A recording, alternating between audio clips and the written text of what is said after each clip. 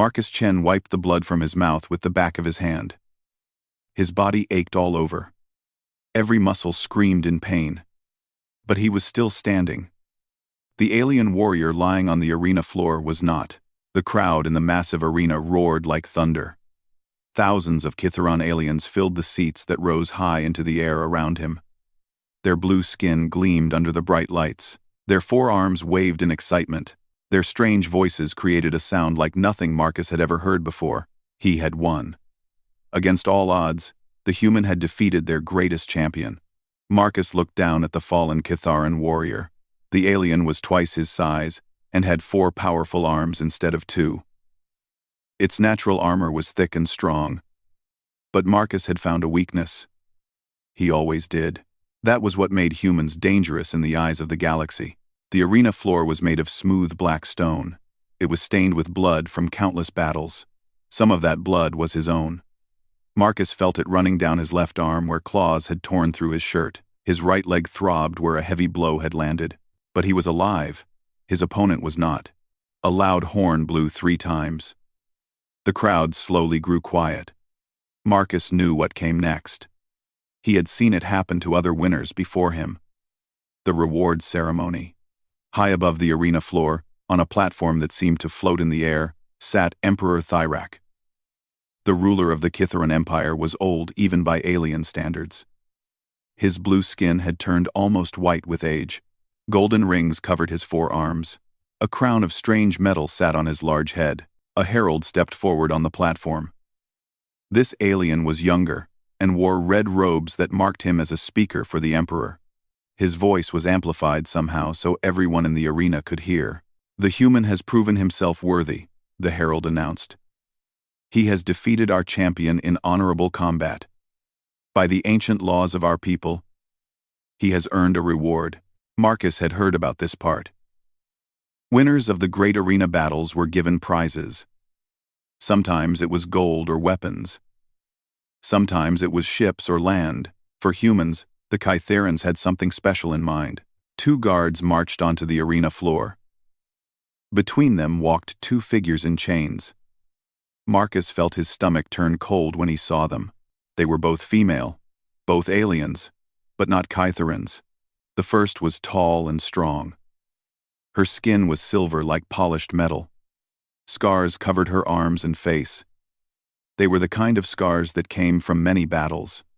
Her hair was white and braided with small metal pieces. Even in chains, she held her head high. Her green eyes burned with anger and pride. Marcus knew her species. She was a Valkyrian. They were known as fierce warriors across the galaxy. The second female was smaller and more delicate.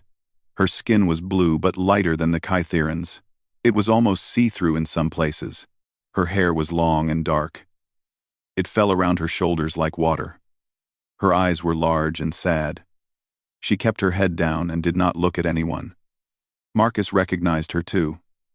She was an Etherian. Her people were known for their intelligence and peaceful ways.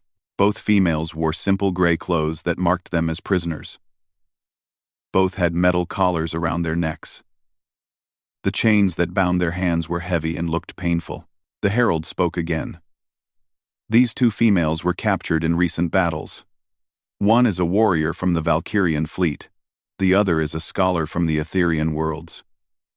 By the right of victory, the human may choose one as his prize. She will serve him for the rest of her life." Marcus felt sick. He looked at the 2 aliens standing before him. The Valkyrian warrior met his eyes with hatred. She would rather die than serve anyone. The Etherian scholar still looked at the ground. Her shoulders shook slightly. She was trying not to cry. The crowd began to chant. They wanted him to choose. They wanted to see which female the human would take as his reward. Marcus had fought in the arena because he had no choice. His ship had been captured while carrying supplies to human colonies. The Kytherans gave all prisoners the same offer: fight in the arena or die in prison. If you won enough fights, they would let you go free. But this was different. This was not about fighting for freedom. This was about owning another person. Marcus thought about his home world. He thought about the values his people tried to live by. Humans believed that all thinking beings had rights. They believed that no one should own another person. These beliefs had made humans enemies of many alien empires. But they were beliefs worth fighting for. He looked at the Valkyrian again.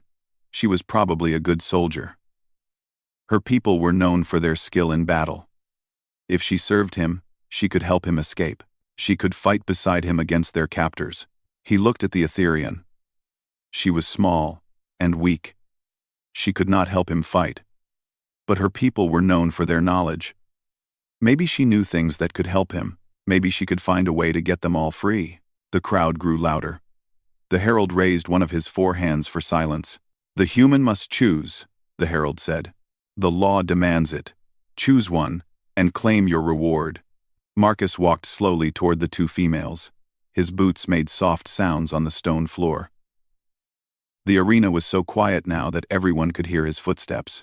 He stopped a few feet away from them. The Valkyrian still stared at him with hate. The Etherean still would not look up. Marcus had made his decision. But it was not the choice anyone expected. He turned away from both females and looked up at the Emperor's platform. His voice was clear and strong when he spoke. "I choose neither." The words echoed in the sudden silence. No one moved. No one spoke. Even the Emperor seemed frozen in surprise. Marcus stood alone in the center of the arena. 2 alien females in chains stood behind him. Thousands of alien eyes stared down at him, and somewhere high above, an Emperor tried to understand what a human had just done. The real test was about to begin. The silence in the arena lasted only a few seconds, but to Marcus, it felt like hours. He could feel thousands of alien eyes staring at him. He could hear his own heartbeat in his ears. Then the crowd exploded into noise. Some aliens shouted in anger. Others seemed confused. Many talked quickly to each other in their strange language. The sound was like a storm hitting the arena. High above, Emperor Thyrax slowly stood up from his throne.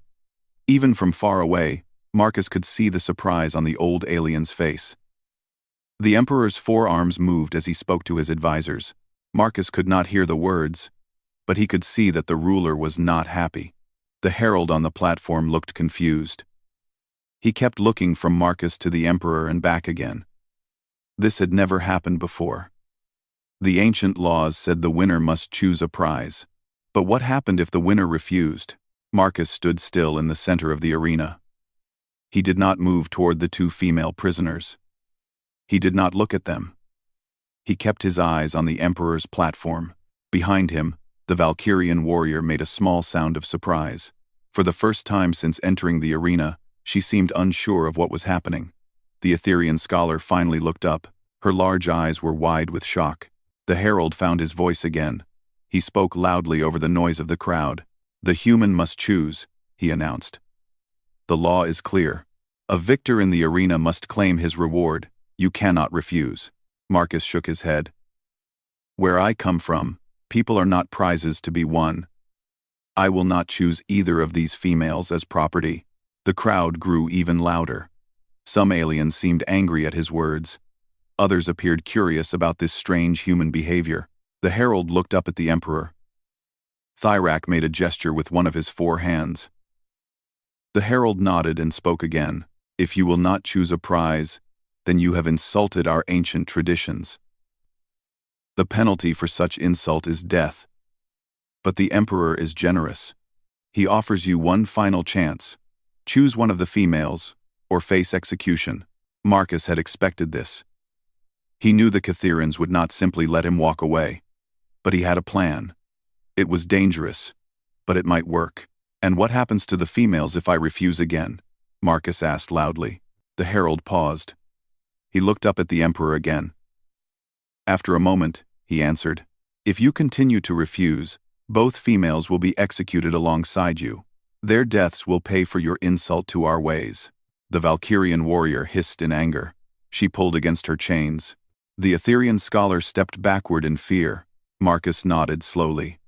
This was exactly what he had hoped the Emperor would say. Now came the dangerous part.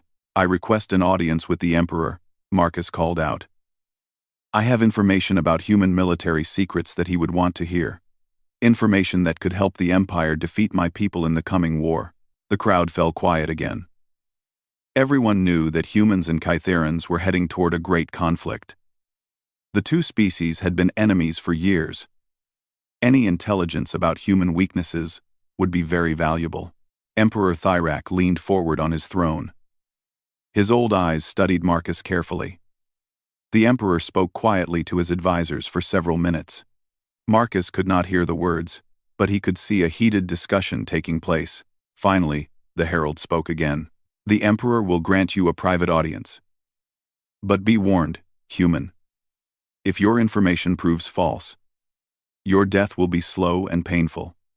The females will die alongside you. Guards surrounded Marcus and the two prisoners. They marched them out of the arena and through long corridors made of the same black stone. The walls were covered with carvings that showed the history of Kytheron victories. Marcus walked between two tall guards. Their blue skin was darker than the Emperor's. Their forearms carried weapons that could kill him instantly. But they treated him with some respect. He had won in their arena. That meant something to their warrior culture. The Valkyrian and Etherian walked behind him with their own guards. Marcus could hear the chains on their feet scraping against the stone floor.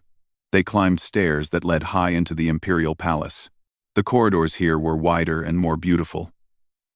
Golden decorations covered the walls. Expensive carpets lay on the floors. This was where the most powerful aliens in the Empire lived and worked. Finally, they reached a large door made of metal and decorated with jewels. The guards stopped and announced their arrival.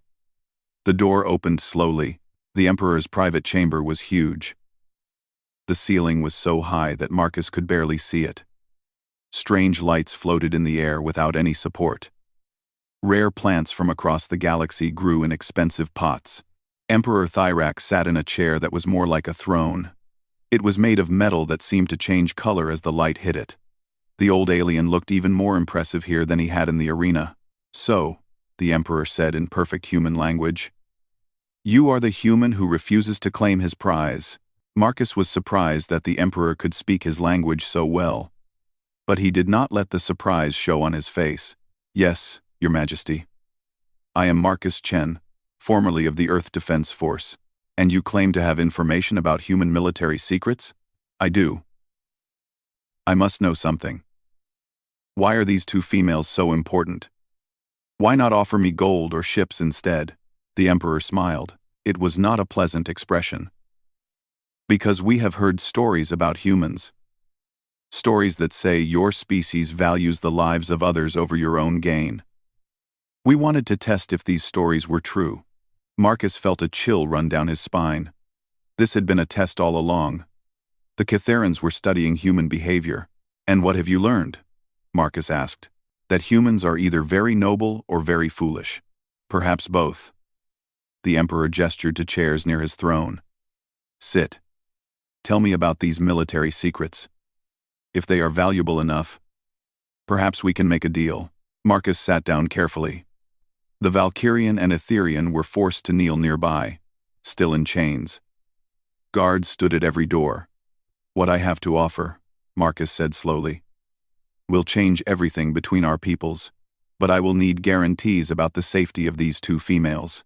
Emperor Thyrak laughed. "You are in no position to make demands, human. Perhaps not. But what I know about human fleet movements and defensive weaknesses is worth more than 2 prisoners. And if you kill me now, you will never learn it." The Emperor's smile faded. He studied Marcus with new interest. "Very well. Speak, and pray that your information is as valuable as you claim." Marcus took a deep breath. Everything depended on what happened next. Marcus looked directly into Emperor Thyrak's ancient eyes. The old alien was waiting. The 2 female prisoners knelt nearby, listening to every word. Guards stood ready to kill them all if the Emperor gave the order. "Your Majesty," Marcus began carefully, "what I am about to tell you could win the war for your empire. But first, you must understand something about humans." The Emperor leaned back in his throne. His forearms rested on the metal armrests. "Speak. Humans fear the Kytheran Empire more than you know. We have studied your military for years. We know how powerful your fleets are. We know how strong your armies are. And we are afraid. This was partly true. The human military did respect Kitharan's strength, but they were not afraid. Marcus hoped the Emperor would not know the difference. Continue, Thyrak said. My people have prepared for war with you. But they have made mistakes. Big mistakes. Our defensive plans have weaknesses that your forces could exploit. Marcus began to describe fake human military positions. He talked about imaginary weak points in human defenses. He invented stories about human ships that were not as strong as they appeared. All of it was lies, but he mixed in enough real details to make it sound believable. The Emperor listened carefully. Sometimes he asked questions. Marcus answered them all with confidence. He had been a military officer before his capture. He knew enough about strategy to make his lies sound real. These are interesting details, the Emperor said when Marcus finished. But why should I trust you? Why would a human betray his own people? This was the moment Marcus had been preparing for. Everything depended on his next words. Because I have seen the truth, Your Majesty. Humans cannot win this war. Your empire is too strong. Your technology is too advanced. When the fighting starts, my people will be destroyed. Marcus stood up slowly. He kept his hands where the guards could see them. I do not want to die for a losing cause. I want to survive. I want to serve the winning side. The Emperor's eyes narrowed. You would become a traitor to your own species? I would become a realist. Humans value individual survival above loyalty to the group. It is one of our weaknesses. This was a complete lie. Humans were actually known for sacrificing themselves for others. But Marcus hoped the Emperor would believe it fit with Kitharan views about other species. And what do you want in return for this information? Thyrak asked. Marcus pointed to the two female prisoners. I want them. Both of them. The Valkyrian warrior looked up sharply. Her green eyes burned with hatred. The Aetherian scholar seemed confused and frightened. Both? The Emperor repeated. The law says you may have only one. Then change the law. You are the Emperor. These females will be proof of my new loyalty to your empire.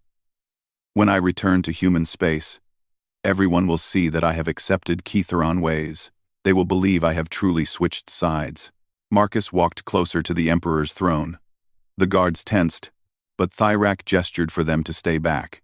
I will serve as your agent among the humans, Marcus continued. I will send you more intelligence about their plans. I will help you prepare for the final victory. But I need these two as symbols of my change. The Emperor was quiet for a long moment. He looked at Marcus, then at the two prisoners, then back at Marcus. You would take slaves to convince your people that you have abandoned human values? Yes. My own people will hate me for it. But you will know that my loyalty is real. A human who would keep slaves can never go back to human society. I would have to serve you forever. This was the key to Marcus's plan. He was betting that the Emperor would see the logic in it. A human agent who could never return home would be completely loyal to the Empire. Emperor Thyrak smiled slowly. Clever. Very clever. If what you say is true, you would indeed be cut off from your people forever. Exactly. I would have no choice but to serve the Empire faithfully. The Emperor stood up from his throne. He was much taller than Marcus had realized. His forearms moved as he paced around the room. There are risks in this plan, Thyrak said. What if the humans discover that you are working for us? They will not. I know how to avoid their security. I know their systems. And I will be careful to send information slowly. If I give you too much too quickly, they might become suspicious. And these two females? What will you do with them? Marcus looked at the Valkyrian and Aetherian. Both were staring at him with different expressions. The warrior looked disgusted. The scholar looked terrified. I will treat them as any Kitharan master would. They will serve me and obey my commands. Their presence will convince everyone that I have truly changed. The Valkyrian made a low growling sound. If she had not been chained, Marcus thought she might have tried to kill him right there. Interesting, the Emperor mused. You are asking me to trust you with valuable intelligence and 2 expensive prisoners. What guarantee do I have that you will not simply escape with them? Marcus had expected this question too. You will have my ship watched. You will have agents checking on me. And you know that if I betray you, the Empire will hunt me to the end of the galaxy. There would be nowhere to hide. True. The Emperor walked back to his throne and sat down. Very well, I accept your proposal. You will take both females as your servants. In return, you will provide intelligence about human military plans. Marcus felt relief wash over him. The first part of his plan had worked. However, the Emperor continued, there are conditions. Your ship will have Kitharan monitoring equipment installed. You will report to us every 30 days. And if you fail to provide useful information, we will track you down and kill all 3 of you slowly. Understood, Your Majesty. Good. The Emperor made a gesture to his guards. Take them to prepare for departure. Give the human a ship suitable for carrying 2 prisoners. Make sure the monitoring equipment is properly installed. As the guards began to move, the Emperor spoke again. One more thing, Marcus Chen. Do not think that I am fooled by your performance. I know you are not the traitor you pretend to be. But your plan serves my purposes. When you reach human space with these 2 as your slaves, it will show other humans what happens when they fight the Empire. It will break their spirit. Marcus felt ice in his veins. The Emperor knew he was lying. But somehow, that did not matter. Take them away, Thyrak commanded. And remember, human, I will be watching everything you do. The guards surrounded Marcus and the 2 prisoners. As they left the chamber, Marcus wondered if his plan was as clever as he had thought, or if he had just walked into a trap that was even more dangerous than the arena. The ship the Kytherans gave Marcus was small but well-equipped. It had sleeping quarters for 3 people, a basic kitchen, and a small cargo hold. Most importantly, it had a fast engine that could reach human space in 2 weeks. But the ship also had something Marcus did not want. Hidden cameras and listening devices were placed throughout every room. The Emperor was keeping his promise to watch everything they did. Marcus stood in the main cabin as the ship left the Kitharan homeworld. Through the window, he could see the planet growing smaller behind them. Soon they would be in open space, traveling toward human territory. The 2 female prisoners sat on opposite sides of the cabin. They still wore their chains, though the guards had removed the heavy collars before departure. Both females watched Marcus with different kinds of hatred. Zara, the Valkyrian warrior, stared at him with open disgust. Her silver skin seemed to glow with anger. The scars on her arms and face told stories of many battles. Marcus could see that she was planning to kill him at the first opportunity. Lys, the Etherean scholar, was more afraid than angry. Her pale blue skin had turned almost white with fear. Her large eyes followed Marcus's movements around the cabin.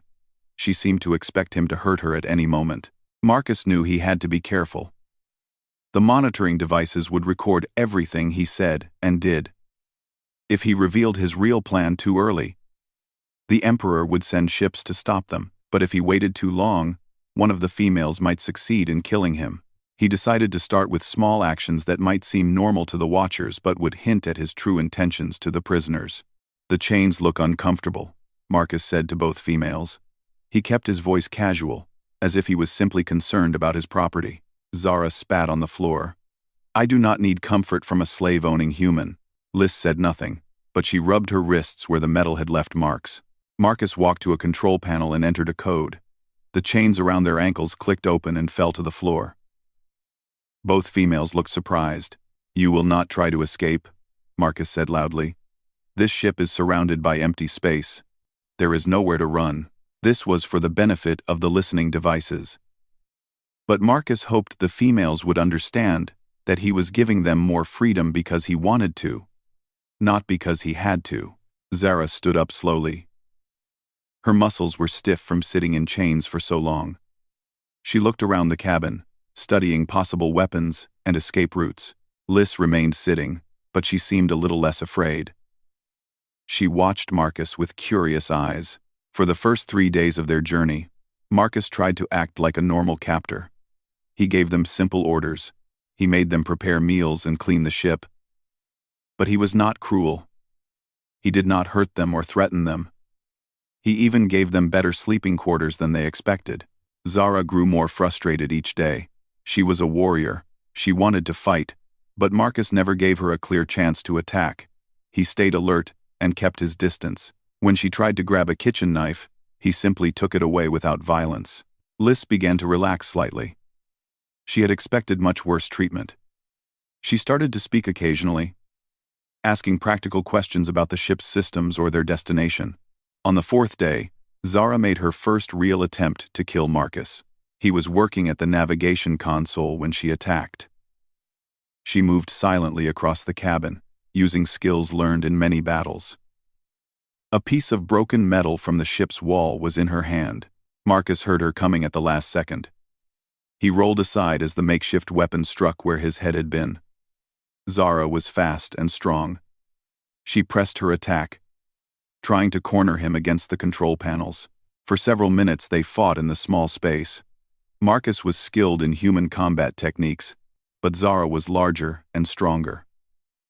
Her Valkyrian training made her dangerous even without proper weapons. Finally, Marcus managed to grab her wrist and twist the metal away from her hand.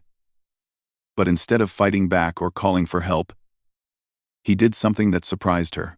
He let go and stepped backward, putting his hands up to show he would not attack. "I am not your enemy," he said quietly. Zara stared at him in confusion. "You bought me like property. You plan to use me as a slave. How are you not my enemy?" Marcus looked around the cabin. He knew the cameras were recording everything. He had to be very careful with his next words. "Things are not always what they seem," he said. "Sometimes a person must appear to do wrong things in order to do right things." Zara's eyes narrowed. "What does that mean?" Marcus could not say more. Not yet. The monitoring devices were always listening. But he hoped she would think about his words. 2 days later, Liz found the first monitoring device. She was cleaning the sleeping area when her hand touched something that felt wrong. Hidden behind a wall panel was a small camera. When she showed it to Marcus, he was not surprised. "Of course they are watching us," he said for the benefit of the listeners. "I am carrying valuable intelligence. They want to make sure I do not try to escape." "I do." But that night, when the ship's lights were dimmed for sleeping, Marcus found Liz in the small kitchen area. She was pretending to prepare food, but her real purpose was to talk where the cameras could not see them clearly. "There are devices everywhere," she whispered. "At least 20 that I have found. Maybe more." Marcus nodded. He had known about most of them. "Keep looking," he whispered back. "But be careful not to damage them. That would make our watchers suspicious." "Why do you want me to find them?" Liz asked. "Because eventually, we will need to know where they all are." Liz stared at him in the dim light. "You really are not what you pretend to be." "No, I am not." From that night forward, Liz began to work with Marcus instead of against him. She continued to act frightened and obedient when the cameras could see her clearly, but in private moments, she helped him plan their next moves. Zara was harder to convince. She attempted to kill Marcus 2 more times during their journey. Once with a piece of sharp plastic, and once by trying to strangle him while he slept. Each time, Marcus defended himself but did not hurt her in return. After the 3rd failed attempt, Zara cornered him in the cargo hold. This time, she had a real weapon, a maintenance tool that could be used like a knife. "I will kill you," she said, raising the tool above her head. "I would rather die than serve a human slave master." Marcus looked up at her. He could have fought back. He could have called for help from the ship's security systems. Instead, he did something that shocked her completely. He knelt down and bowed his head. "If you must kill me, then do it," he said. "But first, let me give you something." He reached slowly into his pocket and pulled out a small electronic device. It was the key to her hand restraints. "The code is 7739, he said quietly. "Your chains will open." Zara stared at the device in his hand. "Why would you give me this?"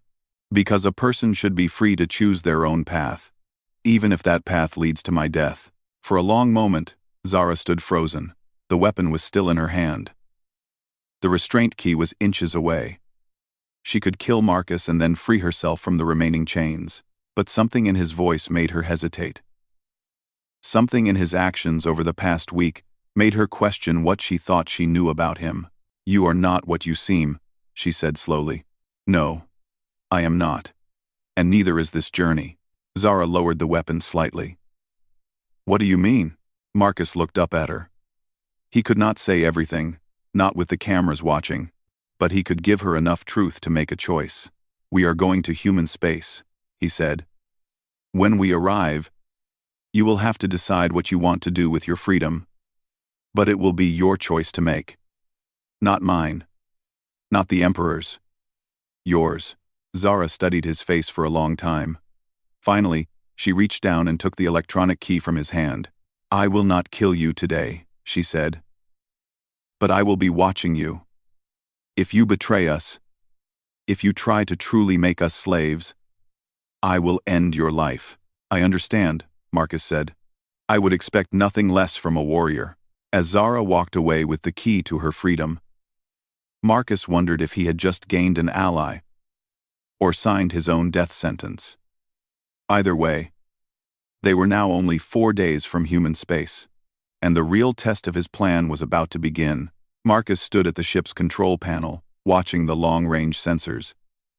After 2 weeks of travel, they were finally approaching human space. Soon they would encounter the patrol fleets that protected the outer colonies. Behind him, Zara and Liz sat together in the main cabin. Over the past few days, the two females had begun to trust each other. The Valkyrian warrior and the Etherean scholar were very different, but they shared the common experience of being prisoners. More importantly, they had both begun to understand that Marcus was not what he appeared to be. The breakthrough had come 2 nights ago. Marcus had quietly disabled 3 of the monitoring devices in the sleeping area. It was risky, but he needed a place where they could speak freely. He told them everything. He explained his real plan. He revealed how he had tricked the Emperor. He showed them the false intelligence he had provided about human military weaknesses. Most importantly, he told them they would be free as soon as they reached human space. Zara had listened with growing amazement. "You risked your life to save 2 strangers?" "Yes." "Why?" Marcus had thought about that question many times during their journey. "Because it was the right thing to do. Because no thinking being should be owned by another. Because that is what humans believe." Liz had asked different questions. She wanted to know about human society. She wanted to understand how a culture could value freedom so highly that its members would die for strangers. "Where I come from," Marcus had explained, "we believe that freedom is not something you earn or win. It is something that belongs to everyone just because they exist. Taking that freedom away from someone is one of the worst crimes we can imagine." Now they were hours away from meeting the first human patrol. Marcus knew he had to time everything perfectly. The Ketheran monitoring devices were still recording most of their conversations. The Emperor's agents would be watching for any sign of betrayal. But Marcus had spent years in human military intelligence. He knew how to send coded messages that would be invisible to alien watchers. "Contact on sensors," Marcus announced. "Human patrol vessel approaching." On the main screen, a sleek human ship appeared. It was smaller than their vessel, but heavily armed. Marcus recognized the design. It was a border guard ship, designed to intercept smugglers and enemy scouts. A voice came over the communications system. "Unknown vessel. This is Captain Rodriguez of the Earth Defense Ship Vigilant. Identify yourself and state your business in human space." Marcus activated the reply system. He knew the cameras were watching him, so he had to be careful with his words. "This is Marcus Chen, formerly of the 7th Fleet. I am returning from Ketheran space with intelligence about enemy military plans." There was a pause on the other end. Marcus could imagine the surprise on the human ship. A human returning from enemy space was unusual enough. A human traveling with 2 alien prisoners was almost impossible to believe. "Marcus Chen, you are listed as missing in action," Captain Rodriguez said. "Your ship was lost 8 months ago." "Confirmed." "I was captured and held in Kitharan prison. I managed to escape with valuable information about their military preparations. This was technically true. Marcus had escaped from prison by winning in the arena. The fact that his escape was part of a larger plan was not something he could explain over an open channel. "We need to board your ship for inspection," the captain said. "Prepare to be boarded." Marcus looked at Zara and Liz. Both females were nervous. They knew this was the moment of truth. If Marcus's plan failed, they might end up as prisoners again. "Remember what we discussed," Marcus said quietly. The monitoring devices would record his words, but they sounded like a master reminding his slaves to behave properly. In reality, he was telling them to stick to their agreed story. 20 minutes later, a shuttle from the Vigilant docked with their ship. Captain Rodriguez came aboard with 4 Marines. The captain was a middle-aged woman with short gray hair and sharp eyes. The Marines were young and alert, their weapons ready but not pointed at anyone. Captain Rodriguez looked around the main cabin. Her eyes stopped when she saw Zara and Liz. "Prisoners?" she asked. "Servants," Marcus corrected. "Gifts from the Emperor. Proof of my value as an intelligence source." The captain studied Marcus carefully. Something in his voice had caught her attention. After 15 years in the military, she had learned to listen for hidden messages. "I see. And what intelligence do you have about Kitharan military plans?" Marcus began to recite the false information he had given to Emperor Thyrak. He described imaginary weak points in human defenses.